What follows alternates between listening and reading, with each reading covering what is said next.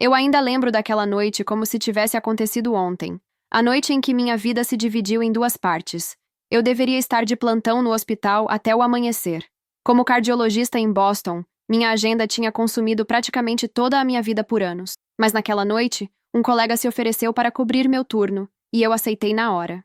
Pela primeira vez em muito tempo, eu poderia surpreender meu marido, Thomas, com algo simples e atencioso. Passei em uma pequena loja de vinhos perto do nosso apartamento e comprei uma garrafa de Cabernet, o favorito dele. Depois, peguei uma caixa de chocolates amargos na doceria da esquina. Meus saltos batiam suavemente na calçada enquanto eu corria para casa, empolgada como uma adolescente prestes a encontrar seu namorado do colégio. Tirei os sapatos no elevador para que ele não me ouvisse chegando, ensaiando a forma como envolveria meus braços ao redor dele e diria: "Sou sua por esta noite." Sem cirurgias, sem pager, sem interrupções. Abri a porta do nosso apartamento silenciosamente. Entrei e sorri ao ver as chaves dele na mesa. Então paralisei.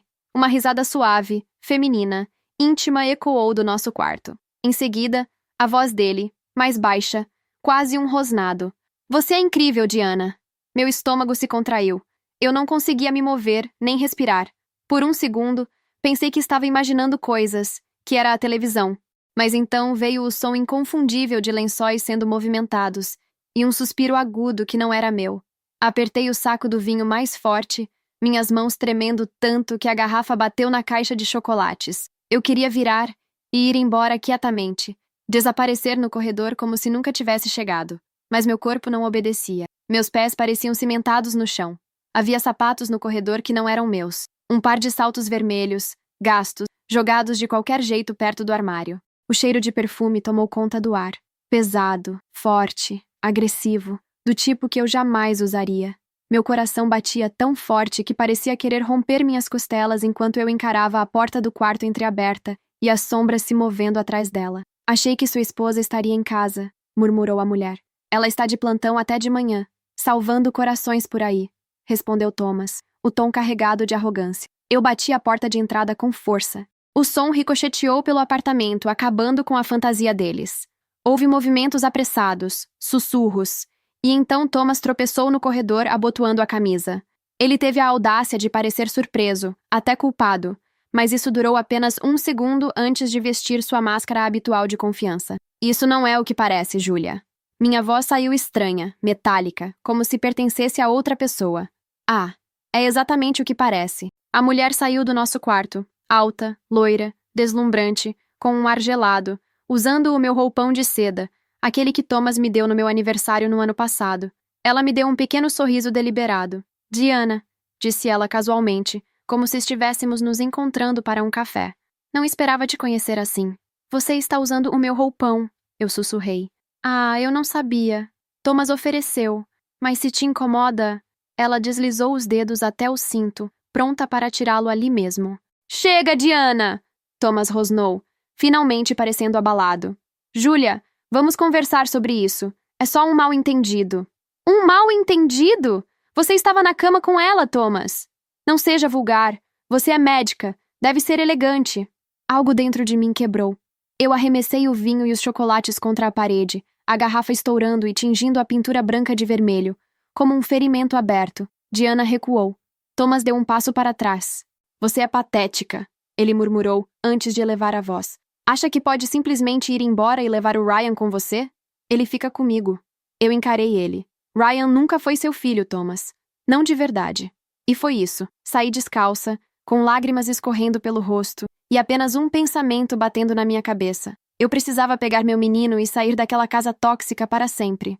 Não dormi naquela noite. Fiquei sentada na beira da cama no apartamento da minha amiga Vicky, minhas mãos envoltas em uma xícara de chá morno que já havia amargado. Ryan estava encolhido no sofá, abraçado ao seu raposinho de pelúcia, como se fosse a única coisa segura no mundo. Observei seu peito subir e descer e pensei: é isso. Estamos acabando com Boston, acabando com Thomas, acabando com essa vida que sempre nos tratou como visitantes. De manhã, liguei para um advogado. O divórcio levaria tempo, e Thomas iria lutar, porque ele sempre lutava pelas coisas erradas. Mas havia algo que ele não poderia impedir: meu direito de ir embora.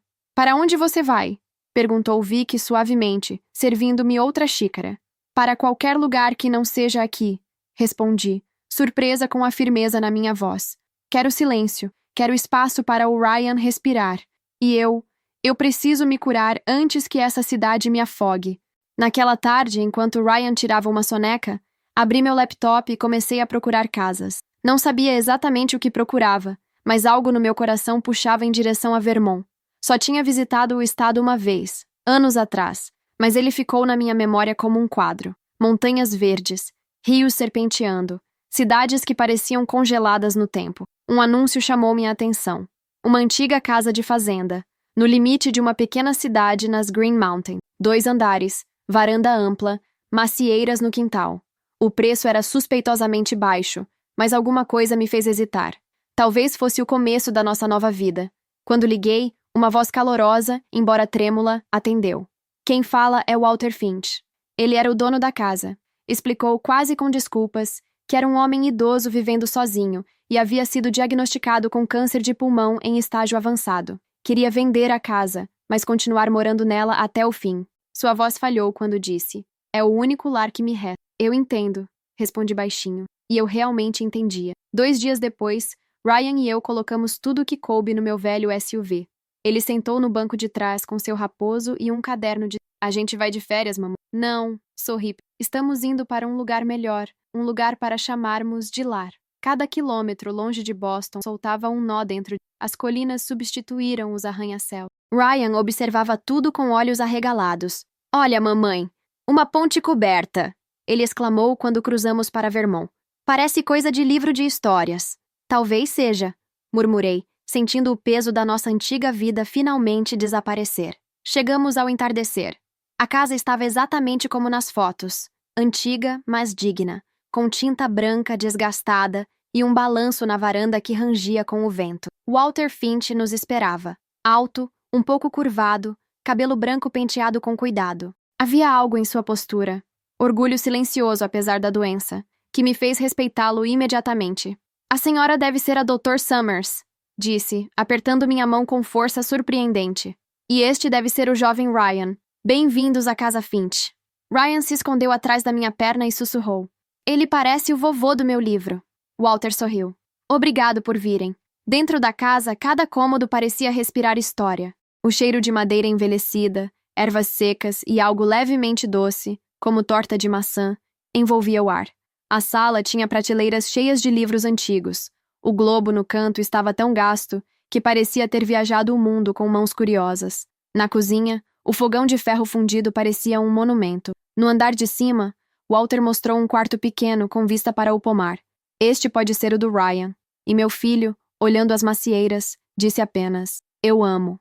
E eu soube, naquele instante, que algo nele estava se consertando. Naquele primeiro jantar, cozinhando no fogão antigo, ouvindo Walter ler em voz alta sobre a história de Vermont, senti uma paz que eu não lembrava existir. A manhã seguinte foi ainda melhor. Silêncio absoluto, quebrado apenas pelo canto de pássaros e pelo ranger suave da casa acordando. Ryan já estava no pomar, estudando uma maçã como se fosse um tesouro. Walter sorriu.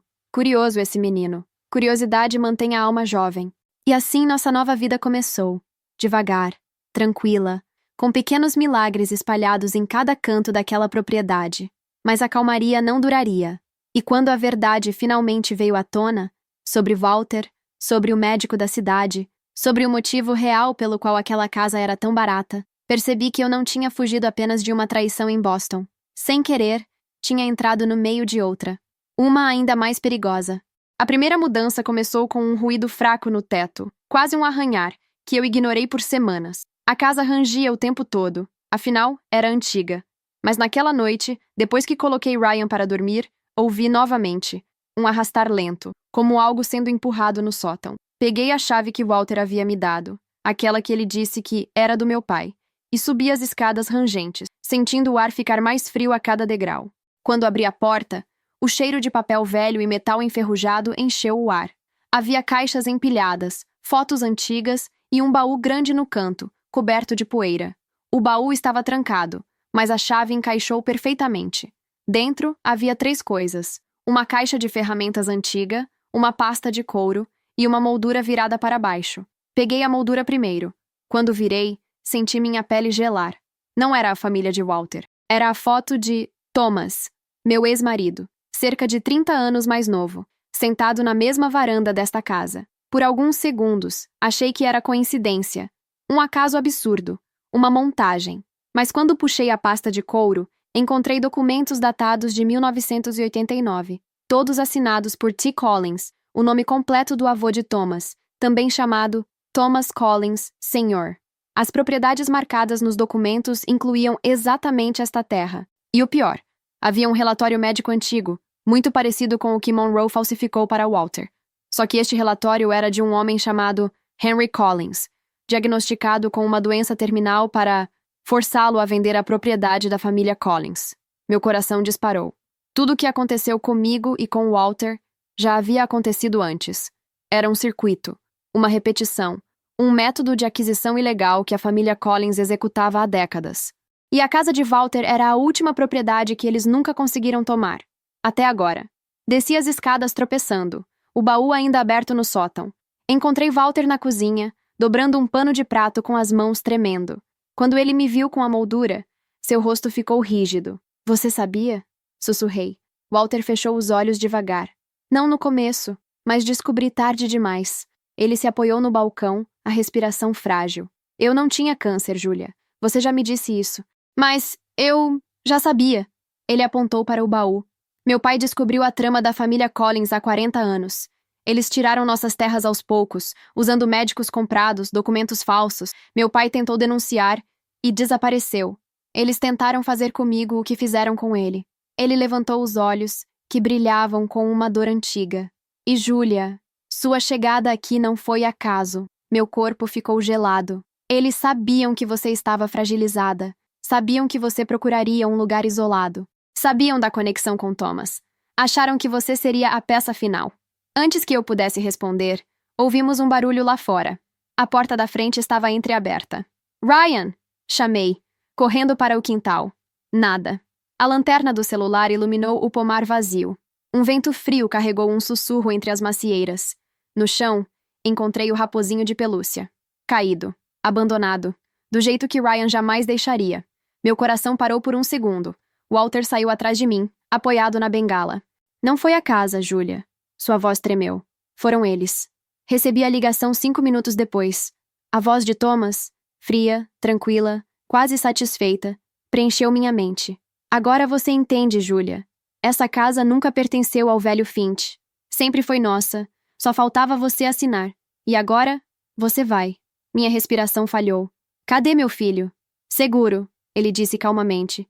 Mas só até você cooperar. Walter tentou arrancar o telefone da minha mão, desesperado. Não deixei. Thomas continuou. Você foi ingênua em achar que essa mudança seria um recomeço. Você veio exatamente onde eu queria. O som do motor de um carro ecoou na estrada de terra. Luzes atravessaram as árvores. Eles estavam chegando. Walter apertou meu ombro. Julia, eles não podem tomar esta casa. Não de novo. Não através de você.